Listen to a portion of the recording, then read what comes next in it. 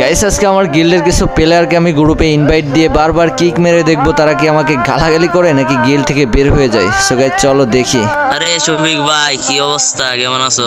আরে আমি কেমন আছি এটা কি তোকে বলতে হবে? শালা বট, শালা আমার গিল্ডের সবগুলোই বট, সবগুলোর এখন কিক মারবো গ্রুপ থেকে আর গিল্ড থেকে। যা ভাগ শালা বট। আরে শফিক ভাই আপনি কিক দিতেছেন কেন আমাদেরকে ভাই? আরে ভাই এটা কি ভাই? আরে ভাই এভাবে কিক দিচ্ছেন কেন ভাই? বুঝলাম না তো ভাই।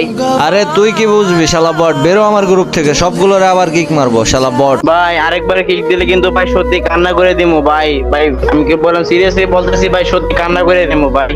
আরে শফিক ভাই এটা কি ভাই, কিক দিলাকে ভাই? এই শফিক ভাই সত্যি কিন্তু অনেক খারাপ লাগতেছে ভাই, আর কিক দেন না ভাই, আর খারাপ লাগতেছে অনেক ভাই, কিক দেন না। আরে ভাই সরি ভাই, আমি জাস্ট দেখার জন্য তোমাদেরকে গ্রুপ থেকে কিক দিয়েছিলাম যে তোমরা গিল্ড থেকে বের হয়ে যাও কিনা আর আমাকে গালি দাও কিনা।